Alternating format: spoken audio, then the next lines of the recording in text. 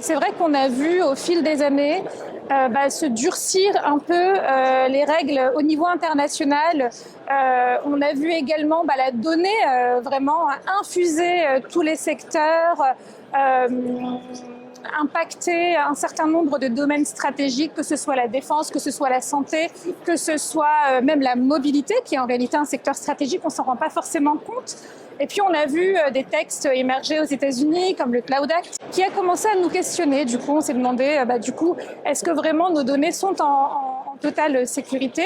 Pareil pour la Chine, qui commence à devenir vraiment une nation référente sur les enjeux numériques. Et on voit bien les dérives, finalement, qui peuvent se produire là-bas, que ce soit en termes de reconnaissance faciale, de notes sociales, ce genre de choses.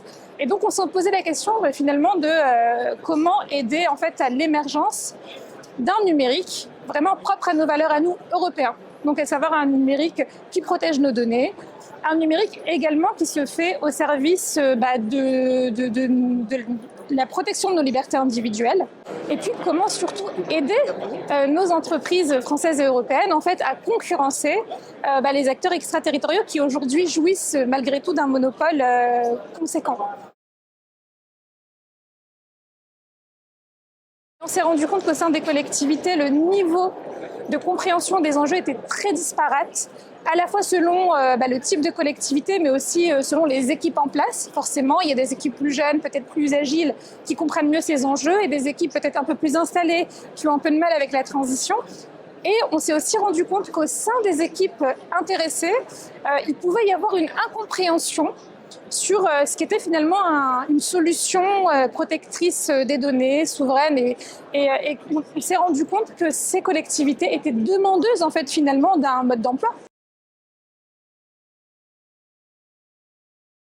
Il se trouve que l'année 2025 va être l'année de la transposition d'une directive européenne qui va imposer aux entreprises essentielles et aux services publics de mieux sécuriser leur système d'information. C'est la directive Nice qui va être transposée. C'est le sénateur Chaise qui est rapporteur de ce texte de loi au Sénat.